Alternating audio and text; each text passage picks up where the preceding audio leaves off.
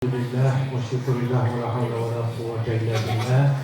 Asyhadu an la ilaha illallah wahdahu la syarika lah wa asyhadu anna Muhammadan abduhu wa rasuluhu wa la nabiyya ba'dah. Allahumma shalli wa sallim ala rasulillah Muhammad ibn Abdullah wa ala alihi wa sahbihi wa mawala wa ba'd. Bapak-bapak, ibu-ibu para asatidzah jamaah majelis maghrib yang saya hormati, tadi sudah sempat disampaikan satu hadis tentang keutamaan puasa di bulan Muharram. Kali ini kita rubah tema. Saya kasih gambaran 15 menit, ibu-ibu dan bapak-bapak bertanya, kita dialog. Boleh? Baik. Yang pertama, tentang sholat dulu. Sholat ada berapa macam, Ibu? Ada berapa macam? Secara umum terbagi sholat wajib dan sholat sunnah. Kalau sholat sunnah banyak. Sholat wajib ada berapa? 5. Ada 5. Baik. Sholat wajib dan sholat sunnah sudah ditentukan syarat dan rukunnya. Syarat dan rukun. Itu sebabnya Nabi kita Muhammad SAW mengatakan al-muslimuna ala syurutihim. Orang Islam itu berkaitan dengan syarat. Mau masuk surga ada syarat tidak? Mau sahnya sholat ada syarat tidak? Mau pergi haji ada syaratnya tidak? Mau nikah ada syaratnya tidak? Mau bersuci ada syaratnya tidak? Mau mengucapkan kalimat syahadat ada syaratnya tidak? Apa yang tidak ada dalam Islam? Pasti semua ada syaratnya. Betul tidak? Bahkan untuk masuk neraka pun ada syaratnya. Mau masuk neraka syaratnya kasih banyak bikin dosa, pasti masuk. Betul tidak? Nah, sekarang pernah dengar ada yang disebut dengan adaus shalah? Pernah dengar ada yang disebut dengan qada'us shalah? Ada tidak ibu-ibu pernah dengar dengan kata-kata i'adatus shalah? Secara umum wajib itu dibagi dalam 3 kelompok pengerjaannya. Yang pertama, bagaimana ibu tadi sholat maghrib, niatnya bagaimana ucapannya tadi? Usalli fardal maghribi 3 raka'atin mustaqbilal qiblati. Adaan atau makmuman atau imam. Itu adaan bukan artinya sendirian. Adaan itu artinya tunai. Jadi ibu sholat di awal maghrib atau di penghujung maghrib, selama masih memenuhi syarat waktu maghrib, itu namanya sholat tunai. Disebut adaus shalah. Tunai namanya. Paham? Ada yang tidak bisa tunai, hanya bisa mengganti, dalam istilah pinjam, namanya qada'us shalah. Apa itu qada'us shalah?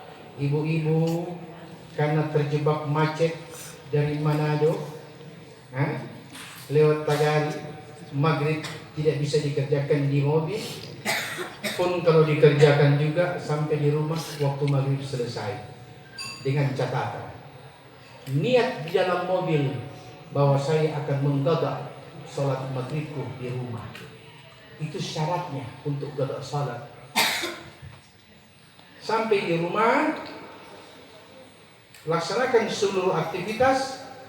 Ibu-ibu melihat kalau sudah masuk waktu isya, kerjakan dulu sholat isyanya, baru sesudah itu tanpa ada antara ibu berdiri melaksanakan sholat maghrib qada namanya. Jadi niatnya qada itu harus ada niat dulu. Syaratnya qada ada niat dulu. Jangan nanti sudah di rumah baru mau niat, saya niat qada saja. Itu bukan qada namanya. Bisa dipahami? Kemudian ada namanya yang ketiga, i'adatus shalah, mengulang salat. Bagaimana tuh yang dimaksud dengan mengulang salat? Ibu tadi terjebak macet dari asar di Manado, masuk kota Tondano, ya. Ibu masih sempat mampir di masjid, dapat salat asar tapi di penghujung asar.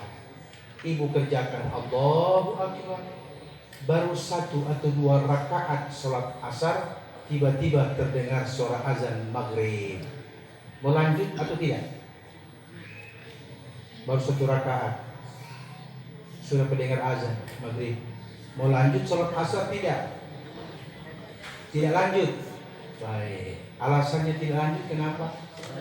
Karena soal azan. Begini. Ada yang setuju kalau saya bilang lanjut? Ada yang setuju? Ada.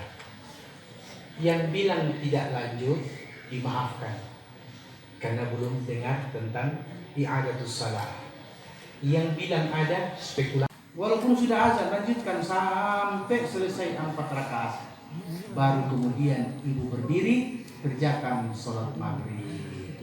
Selesai maghrib, maka disinilah hukumnya. Disunahkan ibu untuk mengulangi sholat asar tadi dengan niat i'adatus shalah. Paham? Anybody question? Ada pertanyaan? Somebody need you something for me? You can ask for me. Don't worry. Ya silakan bertanya dia apa? Tanya bagaimana supaya tua lama di rumah, tidak lama di luar. Bertanya saja siapa? Pertanyaan umum. Umum ya silakan. Bagaimana kita punya laku, Birman punya tidak laku di sebelah, apa di doa. Itu tanya saja. Kalau saya mampu saya jawab. Kalau tidak, Terjadi dari duhur masuk tol azan dulu. Jadi itu kan nggak bisa ada langsung ke dari Maulidi sampai Maulidi mobil rusak sampai asar. Tapi kalau tunggu rusak saya sudah niat saya akan jarak akhir asar. ya. Jadi jarak untuk menjama itu ada ketentuan ibu. Jarak itu harus 85 km. Jadi kalau 85 km tidak sampai, berarti tidak boleh menjama. Manado itu berapa kilometer? Ya, tidak sampai ya. Makanya belum bisa mengerjakan orang Bitung jamak di Manado, orang Manado jamak di Hermadidi apalagi. Ya, yang boleh itu kalau macam di Mitra Belang sudah memenuhi syarat karena dia sudah di atas 87. Coba menjamaknya dengan catatan tidak boleh menggasar. Menjamaknya boleh, menggasar tidak boleh. Apa itu jamak? Mengumpulkan 2 waktu. Waktu kita tiba di Belang misalnya ya, tiba di Belang kita tidak sempat kerjakan duhur, maka tarik niatnya duhur ke asar, kita kerjakan 4 rakaat. Atau kemungkinan besar tidak bisa sempat mengerjakan asar di Belang, kita bisa kerjakan di Tondano karena saya dari Bitung, maka tariklah sholat asar ke duhur takdim namanya. Tapi tidak boleh menggasar, mendua-dua rakaatkan. Siapa? Ada lagi? Bu? Tanya? Iya, silakan.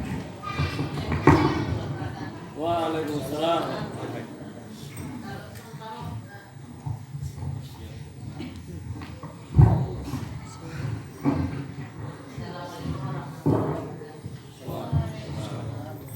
Jadi saat begini, kalau umpama saya mau berangkat ke Makassar, niat 2 minggu.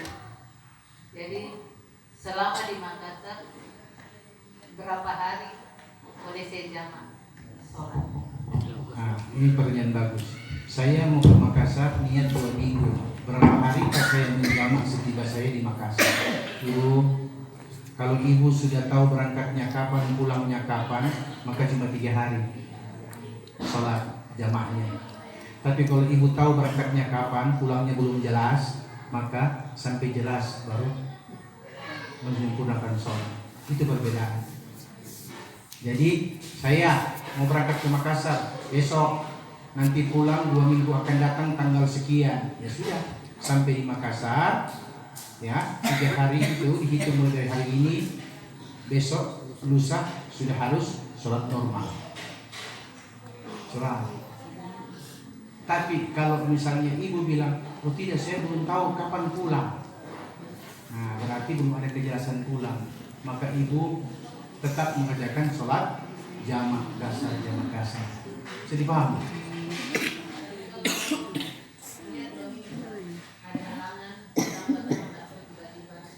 Iya, niat itu yang menentukan ibu punya status musafir atau mukim. Mukim 2 macam. Ada al-muqimin, ada al-mustawfin. Al-muqimin artinya orang pendatang yang jadi penduduk di situ. Macam kita loh, orang Gorontalo tinggal di Tondano, ada jadi KTP Tondano, saya al-muqim. Tapi kalau orang asli di sini, Tonaas di sini, al-mustawfin namanya, penduduk asli. Makanya Imam Syafi'i mensyaratkan untuk berdirinya salat Jumat harus dihadiri paling tidak 40 orang al-muqimin, bukan al-mustawfin. Tapi ada pendapat Imam Nawawi mengatakan tidak boleh al-muqimin, tapi harus al-mustawfin. Jadi paham? Ibu? Ada lagi? Silakan. Maksudnya ibu tadi itu kalau tambah sudah 2 minggu, saya mau tambah lagi. Tetap harus sesuai dengan niat awal. Karena ibu niat tadi 2 minggu, karena tiba-tiba ada perubahan, kita tetap kerjakan sebagaimana yang ibu tadi tetapkan tadi. Jadi tidak boleh kita menggasarnya, menjamaknya. Ya, bagaimana?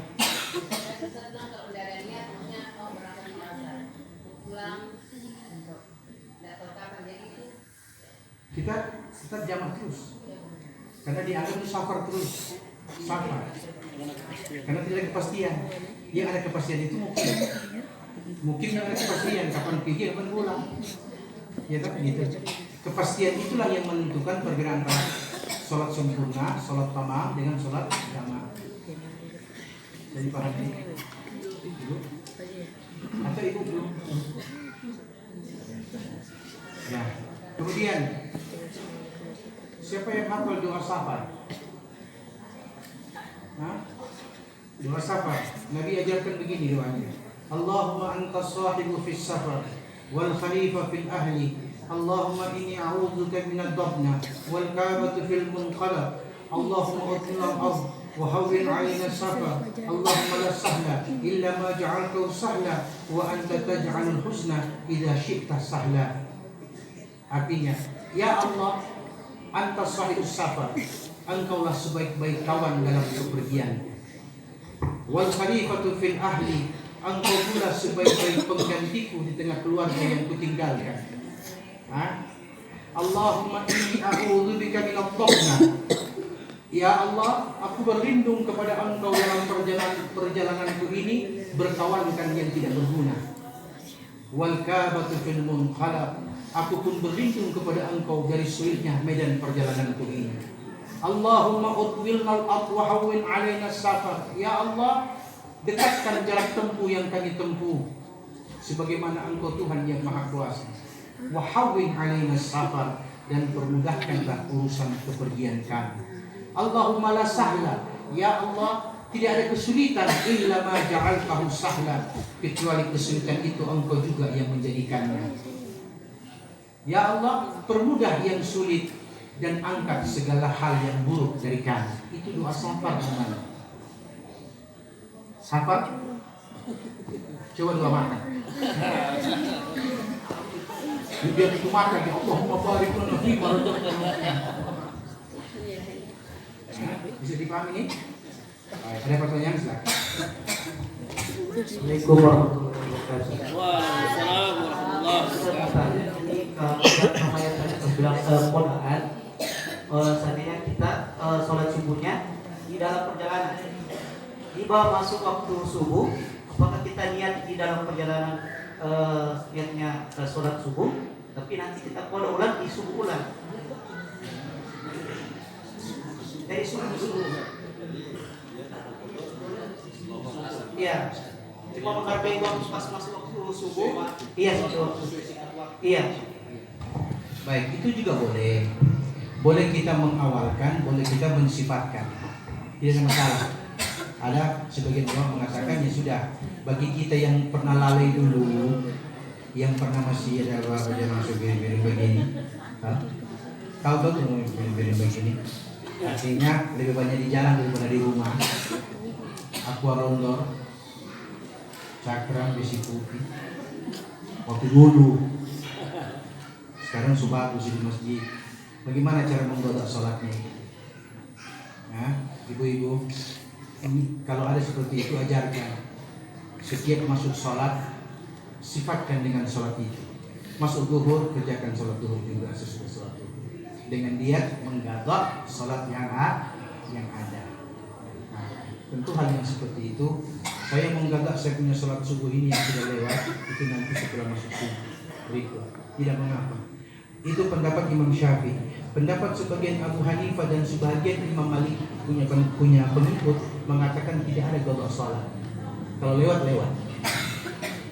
Sampai begitu. Saking kerasnya ulama dalam menetapkan hukum. Tapi kita memakai pendapat jumhur ulama, pendapat mayoritas ulama. Bisa dipahami? Ya. Ada lagi yang lain? Ya. Terus tanya jawab sampai jam 10. Assalamualaikum warahmatullahi wabarakatuh. Mari kita menghela sholat ini. Yang pertama yang saya ingin tanyakan, ini sekarang ada paham yang mungkin ada kemarin tadi mengenai sholat di awal waktu. Dengan karena pernah kejadian di masjid, biasanya kan kalau kan habis adzan kan ada iqomah. Kan? Sementara ini ada tamu yang mungkin masuk di masjid, ya kan? Tiba-tiba langsung berjamaah kan? Tapi ya menurut pemahaman dia kan, katanya yang bagus awal waktu. Nah, ini kan masih ada jam iqomah kan masih berjalan kan? Nah ini bagaimana Ustaz? Kan ini mungkin ada ajakan yang oleh ulama, artinya sholat di awal waktu, ya kan? Itu yang lebih baik katanya. Kan sementara orang ini kan masih menunggu di iqomah kan. Nah, itu. Yang pertama, kemudian kedua mengenai tadi jarak waktu. Ini juga saya mau tanya juga, yang kalian kesibukan katanya. Jadi boleh di apa? Jaraknya itu juga berlaku di zaman dulu kalau tidak menarik kalau waktu itu kita karena kesibukan, ya kan? Contoh misalnya, ya, karena kalau juga kalau kita menaruh. Ya, dia selalu dimalukan dari mestikan kayak merasa, kan di mana tempat yang paling mencari. Ini kok di Nabi ini kok jarak, misalnya mati bisa kan beda waktunya, kan? Kadang-kadang karena kemacetan, karena kesibukan di pasar dan ini belanja sebagainya, macam yang mesti pakai, kan? Kan jaraknya tidak jauh-jauh kan? Kan? Nah, ini bagaimana? Apa boleh kita jam atau bagaimana? Baik. Ya. Itu yang pertama. Yang paling utama di waktu sholat yaitu pada awal waktu. As-sholatu ala waktiha. Ini sifatnya anjuran. Ini sifatnya anjuran. Kata anjuran tidak sama dengan kata wajib. Kata wajib tidak sama dengan kata fardu. Ulama membedakan fardu dengan wajib. Kalau fardu dibahagi dua, ada nama ain, fardu ain, dan ada fardu kifayah. Tapi kalau wajib cuma satu, lawannya adalah haram. Jangan ikut terus berita salah. Wajib, apa lawannya? Sunnah. Haram. Jangan kita coba pancing sepala supaya itu sepala setengah mati itu. Jadi bagi mereka yang memiliki kesempatan dan tidak mengurangi hak-hak orang, maka kerjakanlah sesuai dengan apa yang ia amalkan. Tapi kalau itu mengganggu amaliyah orang lain, di sini ulama mengatakan makruh hukumnya kita melaksanakan sesuatu yang di dalamnya mengganggu amaliyah lain. Contoh, kejar waktu langsung tamat sesudah azan sehingga orang tidak dapatkan gabliyah atau ba'diyah. Itu juga salah. Masjid bukan milik kita, masjid milik bersama. Sholat pribadi-pribadi. Kalau mati kubur masing-masing, kafannya ukur sendiri-sendiri. Kan begitu. Saya paham.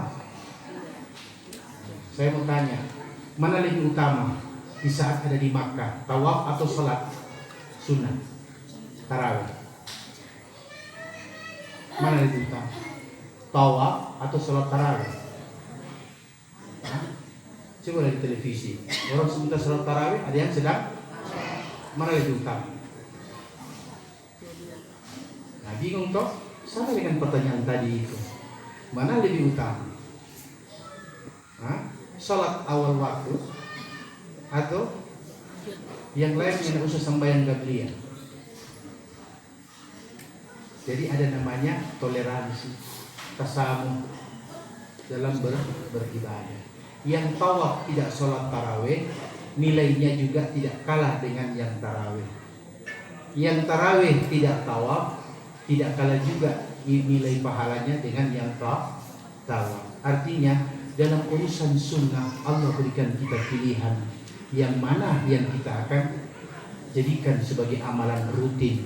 Nabi kita Muhammad SAW mengatakan, ahabbul amal ilallah madama alaihi wa in qalla sahibuhu. Amal yang paling Allah suka sedikit tapi rutin.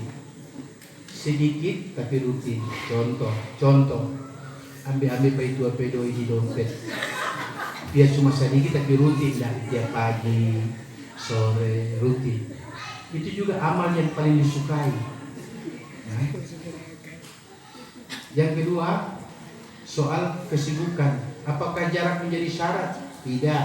Fatwa ulama mutaakhirin mengatakan dengan adanya perpacuan mengadu nasib mencari rezeki dan nafkah, maka dibolehkan mereka yang tidak punya peluang untuk mengerjakan sholat sesuai dengan waktu yang Allah tetapkan, maka dia boleh menjamak.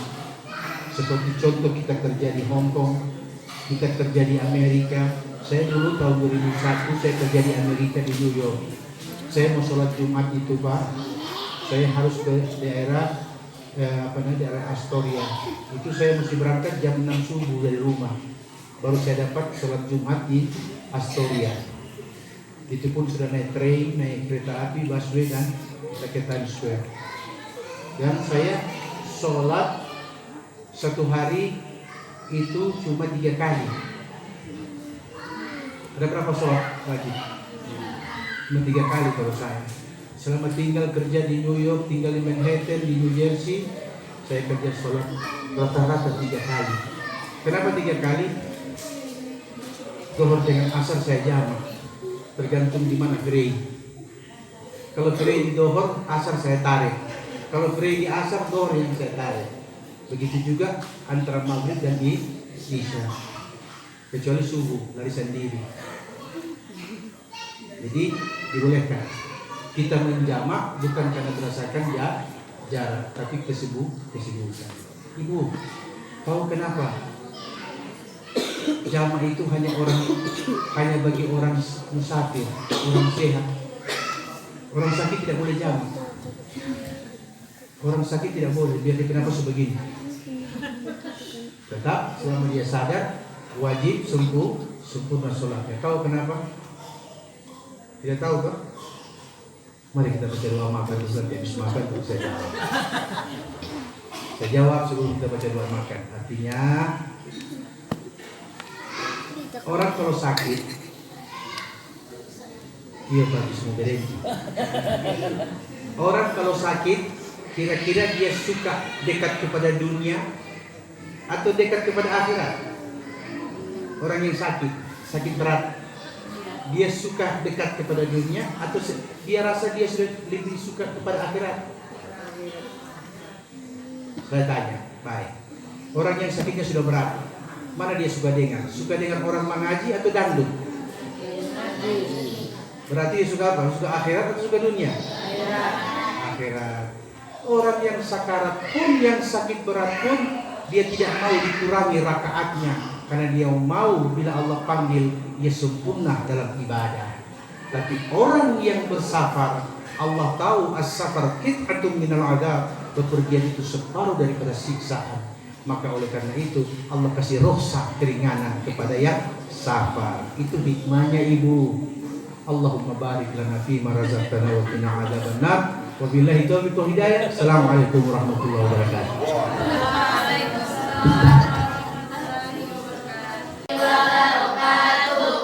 Alhamdulillah wa syukurillah wa la hawla wa la quwwata illa billah. Asyhadu an la ilaha illallah wahdahu wa asyhadu anna Muhammadan abduhu wa rasuluhu la nabiyya ba'da. Allahumma salli wa sallim ala rasulillah Muhammad ibn Abdullah wa ala alihi wa sahbihi wa mawalah. Amma ba'd. Yang saya hormati para asatidzah, ada juga kakak saya ini Bapak Haji Sarifudin Tuadi. Beliau ini setia hingga akhir, coba untuk bertahan. Bapak-bapak, ibu-ibu, adik-adik, anak-anak saya, para hafizah, alhamdulillah kalian insyaallah dikabulkan Allah sesuai dengan niatnya. Yang saya hormati, ini saya tadi baru selesai mengisi di Masjid Agung Al-Mujahidin. Mohon tadi kita diminta untuk supaya kalau bisa berbuka puasa dengan jamaah di sana juga, dengan berbagi santunan yatim. Tapi saya katakan ya terima kasih banyak. Selepas acara ini saya mau temui dulu anak-anak saya yang ada di Pondok Tahfiz. Ya, mereka juga tidak kalah hebatnya dengan anak-anak yatim. Ya, jadi sekali melangkah dapat 2-3 kebaikan. Alhamdulillah. Kemudian Bapak Haji Jabar yang saya hormati, ada puasa semua ini? Yang tidak puasa mana coba kata? Tidak apa-apa, tidak apa-apa. Bukan berarti yang puasa baik, yang tidak puasa tidak baik, tidak ya.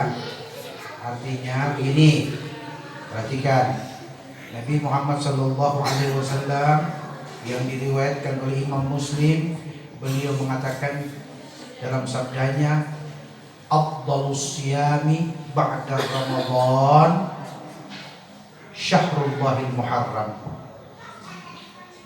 wa afdalul salat ba'dal fariḍah salatul lail. Rawahu Muslim. Nabi mengatakan bahwa sebaik-baik puasa sesudah Ramadan adalah puasa di bulan Muharram. Puasa di bulan Muharram itu yang mana semua deh? Yang mana? Ya, tanggal 1 sampai tanggal 7. Itu namanya puasa awal Muharram. Bisa juga menambahnya juga dengan 2 hari, namanya Yaum Tasu'ah, yaitu tanggal 8 dan tanggal 9 Dhul Muharram. Jangan terbiasa itu lidah. Tanggal berapa? 8, 9 Muharram. Nah, bagi mereka yang mau, tanggal 10 seperti hari ini namanya puasa Asyura. Ini yang dimaksud dengan Syahrullahil Muharram, bulannya Allah, yaitu Al-Muharram. Jadi kata ulama, siapa yang berpuasa hari ini, nilai pahalanya sama dengan bagaikan puasa selama setahun. Orang yang berpuasa di bulan Ramadan mendapatkan Lailatul Qadar, maka dia mendapatkan pahala 83 tahun, 1000 bulan. Orang yang tidak puasa, alhamdulillah dapat dapat pahala sholat maghrib. Bisa duduk bersama-sama orang yang puasa, makan kuenya orang yang puasa, minum tehnya orang yang puasa. Namanya berbagi suka dan duka. Itu namanya al-muslimun ikhwah. Orang Islam itu bersaudara. Apa? Oleh sebab itu, adik-adik, kalau nanti sholat, ini semua belum ada halangan toh? Sudah? Ada. Kalau ada tidak boleh masuk masjid. Suruh mandi. Mandi di mana? Di Kuala atau di Pantura? Yang dimaksud mandi itu bukan mandi biasa, ada yang mandi janabah. Bahkan Ustaz sudah jelaskan yang lalu Ustaz datang toh. Jadi bagi mereka yang ada datang bulan tidak boleh masuk masjid. Takutnya nanti ada yang tercecer. Baru tidak boleh mengaji baca Quran, yaitu mushaf. Tapi kalau terjemahan tafsir boleh. Ya, karena terjemahan tafsir itu bukan Quran, itu namanya terjemahan Al-Quran. Itu saja. Boleh? Cukup Ustaz? Ya. Lanjut habis maghrib. Ini kalau lanjut habis maghrib ini berarti ini target jam 10 pulang.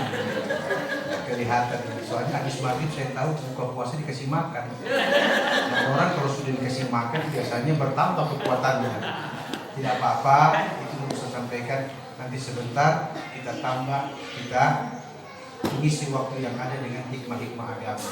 Insyaallah. Demikian dulu, kita menunggu waktunya berbuka sambil kita kembali berzikir. Demikian, wabillahi taufiq wal hidayah. Assalamualaikum warahmatullahi wabarakatuh.